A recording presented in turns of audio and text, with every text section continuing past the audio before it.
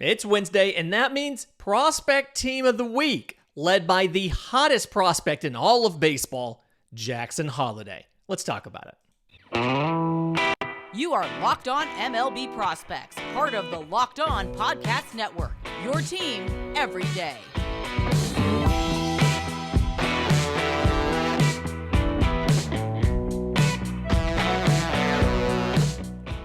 Yes, welcome on in to Locked On MLB Prospects, your home for all things minor league baseball. I'm your host, Lindsey Crosby, freelance baseball writer and podcaster. Thank you for making this your first listen every single day. We're proudly part of the Locked On Podcast Network, where it's your team every day. And those of you watching on YouTube, welcome. Enjoy the new graphics package. We got a glow up here on the show. We're really excited to have this new format, this new setup. So, opening the Prospect Team of the Week, he's been on it before. You've probably heard a lot about him if you pay attention to prospects in any fashion whatsoever. But Jackson Holliday of the Baltimore Orioles is a man possessed right now. Number one overall pick last year out of high school, and he got promoted just like right after 2 weeks in Low A Delmarva because it wasn't really a challenge for him. 392, 523, 667 slash line in Low A Delmarva over 13 games. He had 2 home runs, 9 extra base hits. One of those was a triple, with 14 walks to 12 strikeouts, and was 3 of 3 on stolen bases. So the Orioles send Jackson Holliday to High A Aberdeen, and because they want to give him a challenge. They want to make things tougher on him, and they want to see him struggle so he can learn and develop. He's not doing that in High A Aberdeen. He's not struggling. 21 games as of now. 395, 505, 724. 4 home runs, 13 extra base hits. 4 of those are triples. 17 walks to 15 strikeouts, and 8 of 12 on stolen bases.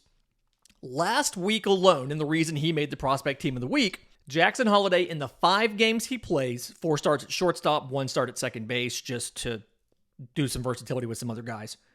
Jackson Holliday goes 13 of 21, 2 home runs, 3 doubles, 3 triples, scores 9 runs, has 14 RBIs, 3 walks to 1 strikeout, and 2 for 3 on stolen bases.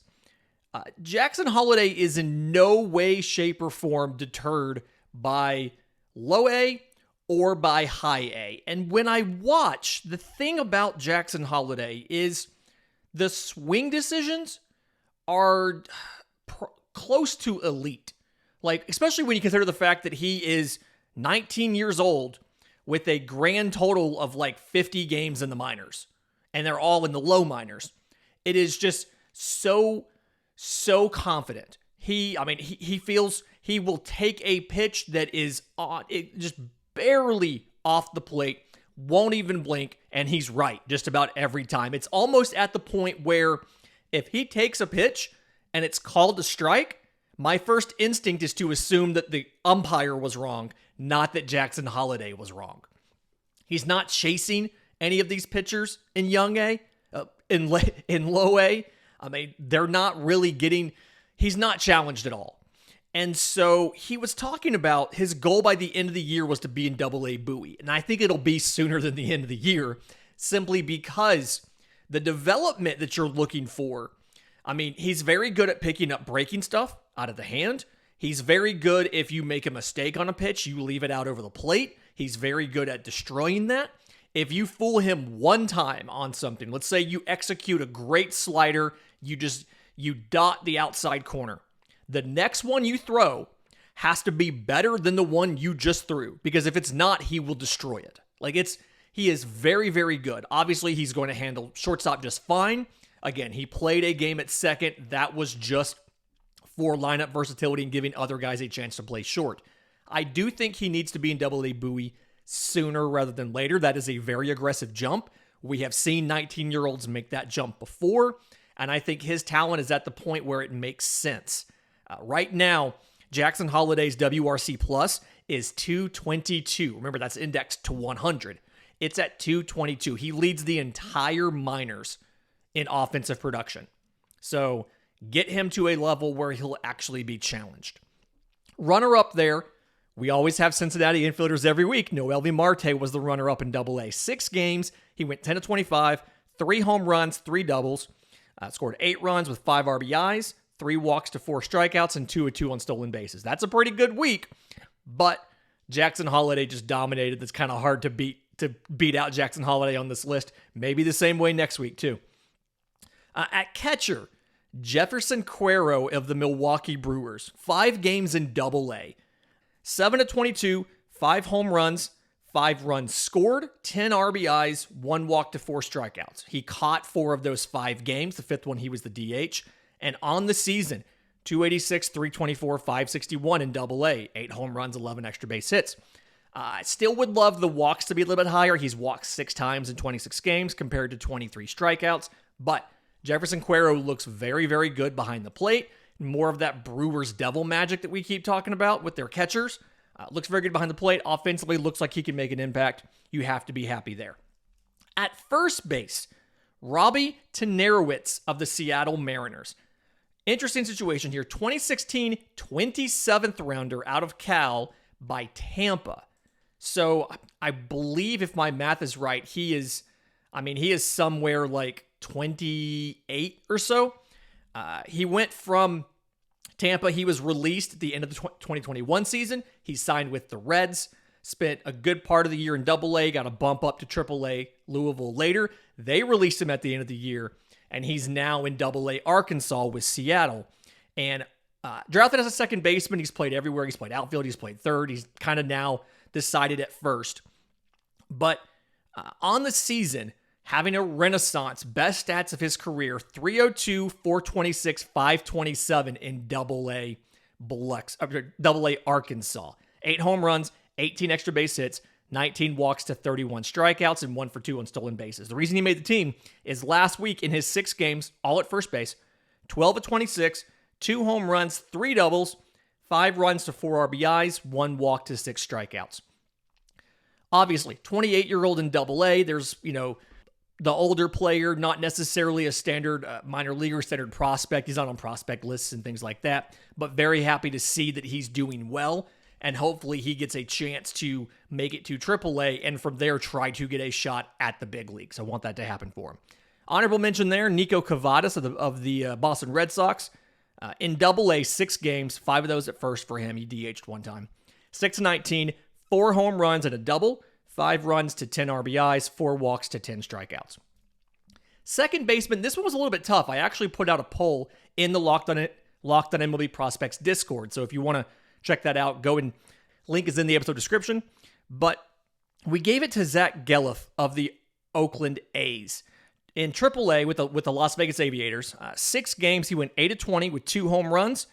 No other extra base hits other than that. 7 runs, 3 RBIs, 7 walks to 5 strikeouts, and 1 for 2 on stolen bases. Played every game at second base, and from a fantasy perspective, doesn't necessarily feel like he's going to be that impactful going forward because when he gets called up finally, he'll be on a team that's not very good, so it hurts the counting stats, and he doesn't have a ton of power himself. A lot of what he's doing, he hit 2 home runs, but a lot of what he's doing is spraying balls in the gaps and things like that. It's a average hit tool. It's a good approach to the plate. He's got some chase in there. The power is above average, but the swing is really geared towards line drives. So not going to be super fantasy relevant for you in Zack Gelof, but had a good week last week. Wanted to kind of recognize what he had done. He's a candidate to get called up later in the year, play some second base for Oakland. We'll see what happens there. The other option was Robert Moore of the Milwaukee Brewers in High A at age 21. 6 games, 9 of 26, 2 home runs and 4 doubles, 4 runs to 8 RBIs, 1 walk to 5 strikeouts, and 0 for 1 on stolen bases. Last guy here, and a repeat guy on this team, Colt Keith of the Detroit Tigers came in as our third baseman. He was a 5th rounder out of high school in 2020. And his stats on the week in Double-A, 6 games, 5 of them at third, and he DH'd 1 time. 13 of 25, 4 home runs, 2 doubles, and a triple, 9 runs to 10 RBIs, 4 walks to 5 strikeouts. I do think his power needs to be upgraded from 50 to 55. It's just something where we've seen him. Now the power has flashed. It's 36-game sample. He's got 9 home runs and 20 extra base hits with a .577 slugging in Double-A. Really does feel like, yeah, no, this is just, he just has more power than we expected. So probably upgrade to a 55. But his whole thing is he has to get healthy and he has to, or stay healthy, I'm sorry. And then he needs to get better against spin. If he can do that, he's got the plus arm to stick at third base. You could see him maybe end of the year, but probably next year competing for a job at the big league level. The honorable mention here, the runner-up, another Reds infielder, Christian Encarnacion Strand, in 6 games in AAA Louisville with the Bats. 10 of 23, 1 home run, 5 doubles, 4 runs to 6 RBIs, 1 walk to 7 strikeouts. Played third 3 times, played first for a game, and DH twice. In just a minute, we're going to get to the outfield. Kansas City had multiple guys make the team this week. But first, today's episode is brought to you by our friends with Rocket Money. They always get you with that try it free for 30 days things. The goal is you're going to forget about it. Over 80% of people have done that, have signed up for a subscription that they forgot about. You're wasting your money and you don't even realize it. Rocket Money helps you find those forgotten subscriptions so you can stop paying for ones that you don't use. Most Americans think they spend around $80 a month on subscriptions. The actual amount's $200. If you don't know exactly how much you're spending, you need Rocket Money. It's a personal finance app. It finds and cancels your unwanted subscription, monitors your spending, and helps you lower your bills all in one place. So stop throwing your money away. Cancel unwanted subscriptions. Manage your expenses the easy way by going to rocketmoney.com/lockedonmlb. That's rocketmoney.com/lockedonmlb to use the Rocket Money app. Again, rocketmoney.com/lockedonmlb. Okay, looking at the outfielders on this team, again, multiple Kansas City Royals outfielders. The first one, 2022 first rounder, first time he's made the team because the first time he's had a good week this year, but Gavin Cross, first round pick last year, 37 games in high A this year. And like I said, it's been a little bit of a struggle. 212, 299, 452 is the slash line for Gavin Cross in high A. 7 home runs, 20 extra base hits in 37 games. So you like that. There's the power. There's the higher slugging. 16 walks to 55 strikeouts in 37 games. There's the struggles. 9-9 on stolen bases. Yes, strikeouts are a concern, but he's good with pitch recognition for the most part. It's literal swing and miss here. The power is kind of gap-to-gap power. He can spray line drives or he can pull home runs. And I think some of the issues he has with the strikeouts come back to he's selling out for home runs at the wrong time or on the wrong pitches. So a little bit of work there. I think that could improve. And he had a good week in those 6 games that he played, all in center field, where he'll be above average in center field, probably plus in a corner. I think he'll end up in a corner, but one of those guys that can kick over and cover center for you if you need him to. In those 6 games, 9 of 24, 5 home runs. So 5 of the 9 hits are home runs. 4 doubles. Every single hit Gavin Cross had last week was an extra base hit. So again, 5 home runs, 4 doubles to go 9 of 24. Scored 8 runs, had 11 RBIs, 6 walks to 10 strikeouts, and went 2 for 2 on stolen bases. So very good power performance, obviously, and the first time this year that Gavin Cross has really had a week where he kind of put it all together. Obviously, you have the whole distinction of he is a little bit old for the level because he was a draftee out of college. But again, something where he had struggled. He had like a 30% strikeout rate up through last week. So happy to see that he's done that. Hopefully now he can continue to cut down the strikeouts, cut up the power production, and get bumped to the next level pretty soon. The second guy on this list, Mike Antico of the St. Louis Cardinals. We talked about him a few times. The St. Louis preview we did earlier in the season, the crossover we did with JD of Locked On Cardinals when they were panicking about what to do to improve this team. Mike Antico came up there too. 8th rounder in 2021 out of St. John's. 38 games in Double-A. 266, 350, 496, 6 home runs, 17 extra base hits, 17 walks to 51 strikeouts, and 10 for 13 on stolen bases. Couple things jump out. 51 strikeouts in 38 games, so striking out more than once a game. 17 extra base hits is just under that one every other game that we're looking for to kind of give you a heads up. And then the slugging being under 500. The thing with Mike Antico is really good speed, like 60 grade speed, really good defense, arms kind of iffy. He's probably going to be like a fourth outfielder who can come in defensive situations. He can cover a lot of ground, but he's not going to get the outfield assist for you. But the power's below average. The contact tool was probably, the hit tool is probably below average as well. He's really playing that speed, batting average on balls in play thing. He's got a good eye, so minus what he's done right now in Double-A, for the most part, he's been good about walking. And then obviously he's a stolen base threat, things like that. But a lot of what his offense is right now is he doesn't expand the zone a lot. His goal is to make contact, put it into play, and use my speed to take advantage of it. Now, he tries to hit home runs, and so he's just kind of popping the ball up a lot. And so that's an issue. And when he fully embraces the approach of, I'm not going to have a power swing, I'm just going to try to hit it straight as a line drive, I think he'll have more success in Double-A.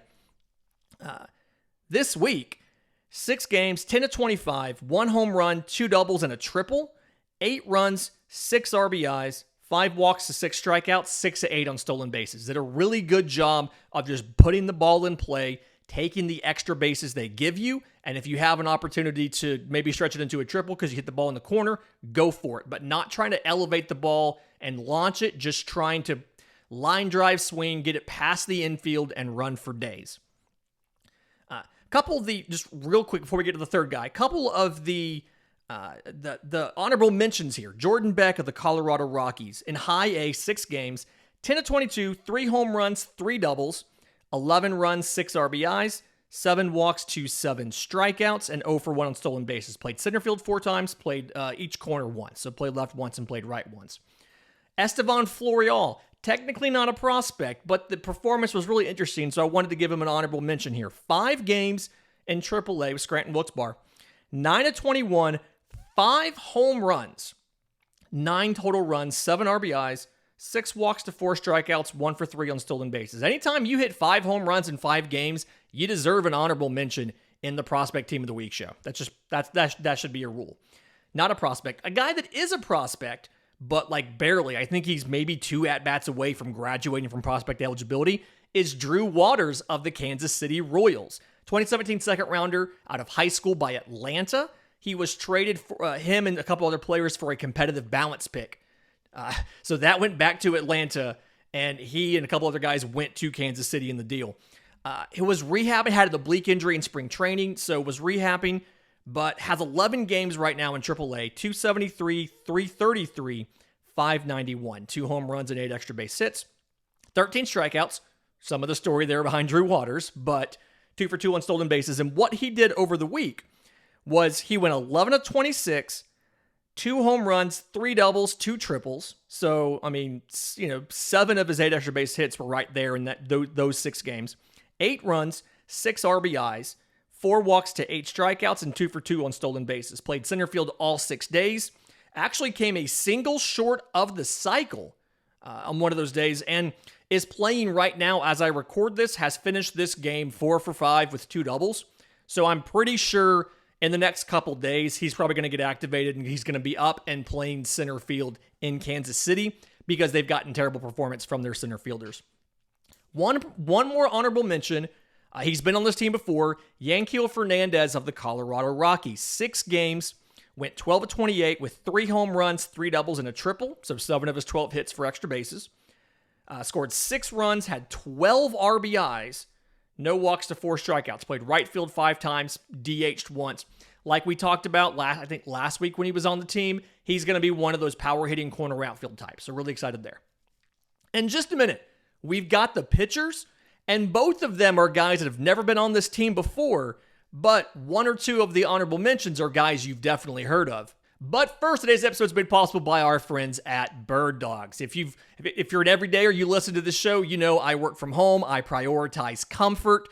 I technically don't have to wear pants because you can only see from my chest up, but I do wear pants and shorts, and they're bird dogs because these things are fantastic. Like they're so fantastic. They're so comfortable that you have the option to get a liner built in.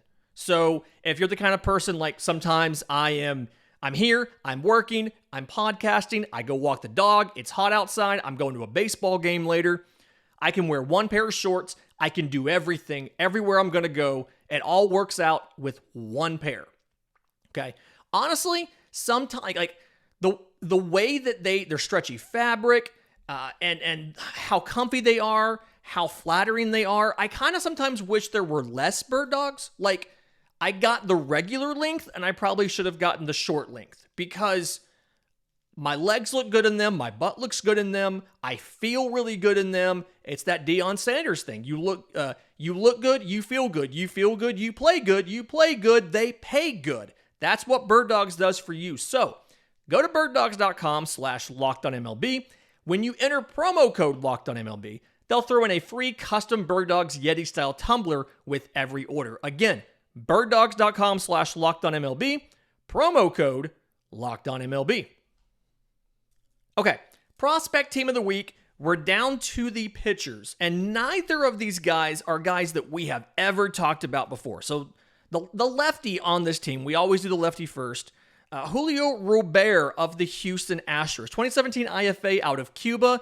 I guarantee you I just butchered that name, but 7 games in Double-A this year. 4 of those are starts. 2-3, 4.02 ERA, and 31 in the third innings. 26 strikeouts, so 7.5 per 9, to 9 walks, 2.6 per 9, and a home run.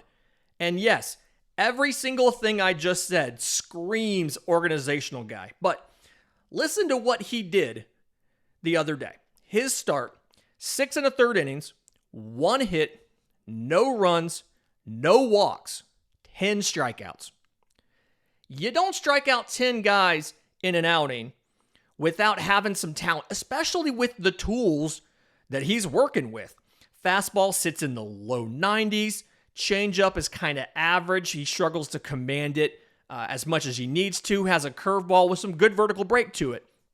And so he's really a fastball curveball guy because he can't reliably throw the changeup for a strike. It's a very vertical thing. He's not working both sides of the plate. He's either getting the fastball up and then dropping the curveball below the bat. Like that's the game. An occasional changeup, again, change of pace. If he feels like you're sitting on one or the other, he can throw this changeup in the middle velocity band on you, and it has some runs. So it's going a different direction, but it's a fastball curveball thing. And he had it on, and he's just fooling dudes after just fooling. 1 hit, no walks in 6 1/3, so 1 base runner gets his team the victory. The right-hand pitcher on this team, another guy we've never discussed on this show before, Conor McCullough of the Chicago White Sox, 2022 undrafted free agent out of Kansas State. I think he got like $50,000 or something to sign as a senior sign. 6 games in A-ball, 3-2 with a 1.67 ERA in 32 1/3 innings pitched, 39 strikeouts, so 10.9 per 9, to 6 walks, 1.7 per 9, and 1 home run allowed. One of the big things here for Conor McCullough is, as you can tell, he's got good control. He's walking, 1.7 guys per 9 innings. And when it's funny because when you go back to Kansas State, his control wasn't this good in college. He walked 3 guys per 9 in 2020 for what he did get to play. He got like 20 something innings. 3.5 guys in 21 and 3.7 guys per 9 in 22. Now his strikeouts were around 8 strikeouts per 9 in both of those last 2 seasons, but it's just something where he didn't flash control this good and strikeout stuff this good really in college. His time at the Cape was okay, but he goes out 7 innings in low A, no hits, no runs, a walk, 8 strikeouts. So a 7-inning no-hitter, the first no-hitter in team history for the Kannapolis Cannonballers. First no-hitter in team history. I should have worn the hat. They sent me a hat. Kannapolis, my apologies. You guys sent me that. I love it. I wish I had it on right now. Again, sorry about that. Very excited, though, for Conor McCullough, something where you're an undrafted free agent in a non-COVID year. There was 20 rounds, and he's able to go out there, again, 6 starts, 32 innings, 1.67 ERA. Yes, he's 23 in A-ball. He should be doing well, but that's very, very good. That is something where I expect him to go to high A sooner rather than later. Again, find the true talent level. Let's see what we can do here, but very excited to see that. And again, congratulations on the first no-hitter in team history. That is fantastic. Couple other honorable mentions in this group. Frank Mozzicato, Kansas City Royals. Talked about him on this show before. He had a 2021 first rounder, obviously well-regarded prospect. 7 games in A-ball on the season. 1-2 with a 2.04 ERA in 35 1/3 innings.